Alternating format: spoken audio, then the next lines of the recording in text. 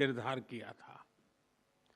लेकिन कल से मेरी जो राष्ट्रपति पुतिन से बात हो रही है और जिस प्रकार के पोटेंशियल नजर आ रहे हैं, मुझे नहीं लगता कि हमें 2030 तक इंतजार करना पड़ेगा। ये मैं साफ देख रहा हूं। हम उस लक्ष्य को समय से पहला पूरा करने के संकल्प के साथ आगे बढ़ रहे हैं और मेरा विश्वास बढ़ रहा है। टैरिफ और नॉन टैरिफ बैरियर्स को कम किया जा रहा है, लेकिन साथियों, इन प्रयासों की असली शक्ति आप जैसे बिजनेस लीडर्स हैं। आपकी ऊर्जा, आपका इनोवेशन और आपका एम्बिशन, यही हमारे संयुक्त भविष्य को आकार देते हैं। फ्रेंड, पिछले 11 वर्षों में भारत में जिस स्पीड और स्केल के साथ हमने बदलाव किए हैं, वह अभूतपूर्व हैं। रिफॉर्म, परफॉर्म एंड ट्रांसफॉर्म, इस सिद्धांत पर चलते हुए भारत तेजी से विश्व की तीसरी सबसे बड़ी इकोनॉमी बनने की और आगे बढ़ रहा है। और 11 वर्षों की इस रिफॉर्म यात्रा में हम न थके हैं, हम न रुके हैं। हमारे संकल्प पहले से ज्यादा मजबूत हैं और हम लक्ष्य की दिशा में बड़े आत्मविश्वास के साथ बहुत तेज गति से आगे बढ़ रहे हैं। जीएसटी में नेक्स्ट जनरेशन रिफॉर्म और कंप्लायंसेस में कटौती, ऐसे कदम उठाए गए हैं ताकि ईज ऑफ डूइंग बिजनेस को बढ़ावा मिले। डिफेंस और स्पेस को प्राइवेट सेक्टर के लिए खोल दिया गया है। इससे इन सेक्टर्स में नए अवसर बने हैं।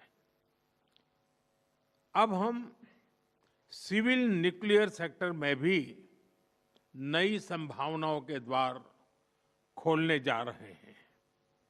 यह केवल एडमिनिस्ट्रेटिव रिफॉर्म नहीं, बल्कि माइंडसेट रिफॉर्म्स हैं। इन रिफॉर्म्स के पीछे एक ही संकल्प है, विकसित भारत। फ्रेंड्स, कल और आज आपके बीच बहुत ही उपयोगी और सार्थक चर्चाएं हुई हैं। मुझे खुशी है कि भारत और रूस के सहयोग के सभी क्षेत्रों का इस बैठक में प्रतिनिधित्व किया गया है। आप सभी के सुझावों और प्रयासों के लिए मैं आपका हार्दिक अभिनंदन करता हूं। मेरी ओर से हमारे सहयोग को आगे बढ़ाने के लिए कुछ विचार आपके सामने मैं रखता हूं। पहला, लॉजिस्टिक्स और कनेक्टिविटी के क्षेत्र में आज की बैठक में राष्ट्रपति पुतिन और मैंने हमारे कनेक्टिविटी के पूरे पोटेंशियल को रियलाइज करने पर बल दिया है। आईएनएसटीसी या तो फिर नॉर्दर्न सी रूट यानी चेन्नई व्लादिवोस्टोक कॉरिडोर, इन पर हम आगे बढ़ने के लिए प्रतिबद्ध हैं। जल्द ही इस दिशा में प्रगति होगी। इससे ट्रांजिट टाइम घटेगा, कॉस्ट कम होगी और बिजनेस के लिए नए मार्केट्स खुलेंगे।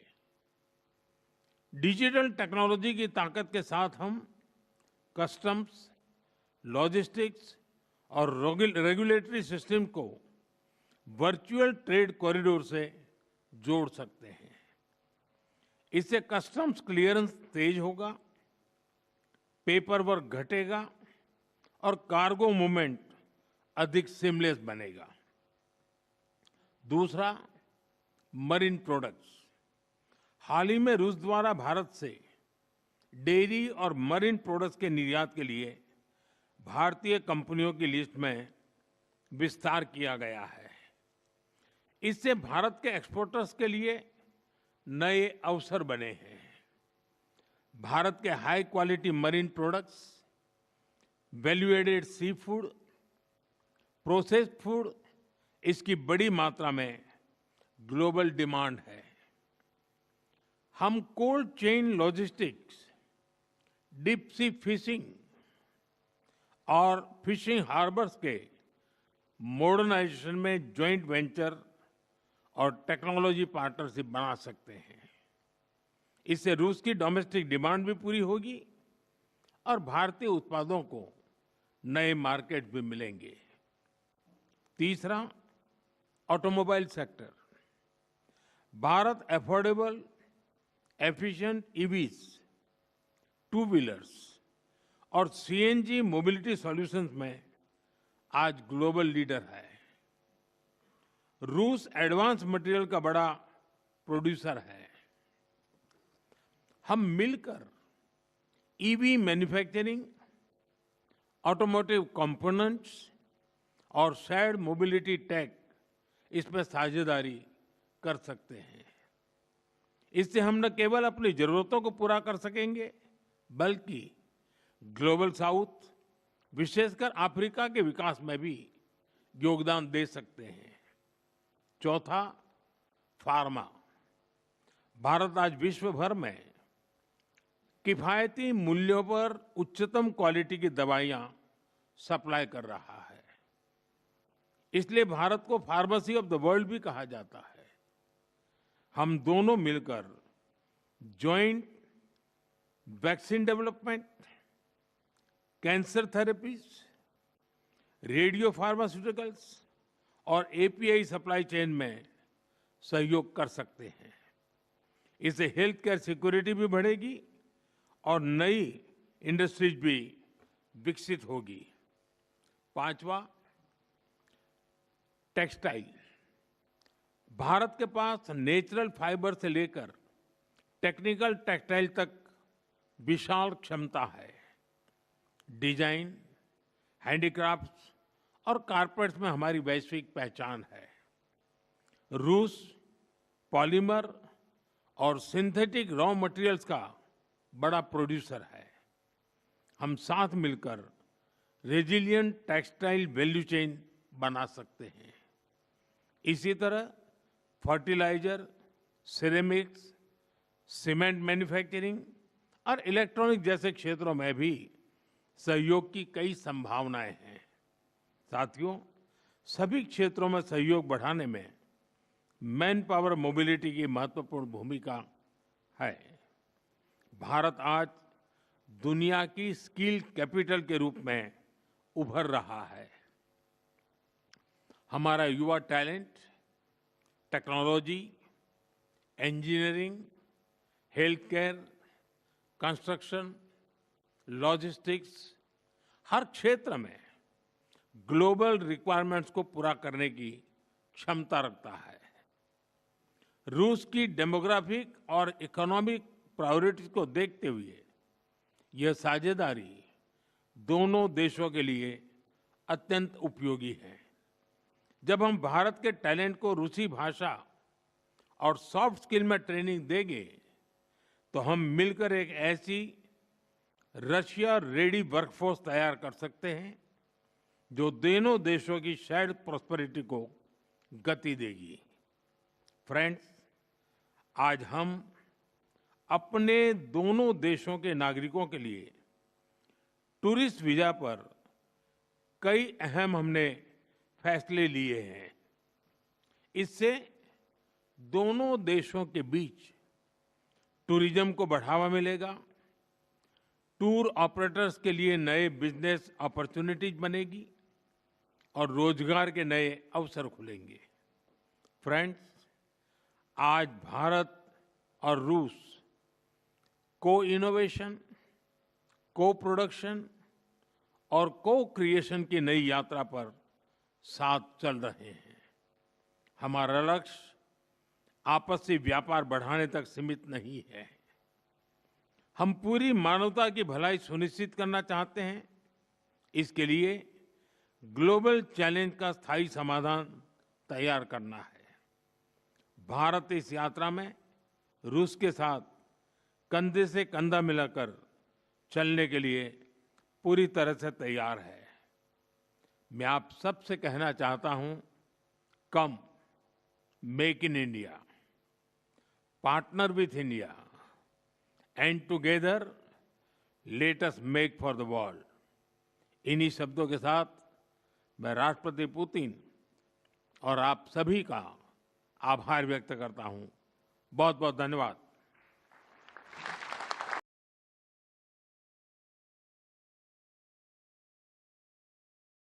11 वर्षों की इस रिफॉर्म यात्रा में हम न थके हैं, हम न रुके हैं। हमारे संकल्प पहले से ज्यादा मजबूत हैं और हम लक्ष्य की दिशा में बड़े आत्मविश्वास के साथ बहुत तेज गति से आगे बढ़ रहे हैं। जीएसटी में नेक्स्ट जनरेशन रिफॉर्म और कंप्लायंसेस में कटौती, ऐसे कदम उठाए गए हैं ताकि ईज ऑफ डूइंग बिजनेस को बढ़ावा मिले। डिफेंस और स्पेस को प्राइवेट सेक्टर के लिए खोल दिया गया है। इससे इन सेक्टर्स में नए अवसर बने हैं। अब हम सिविल न्यूक्लियर सेक्टर में भी नई संभावनाओं के द्वार खोलने जा रहे हैं।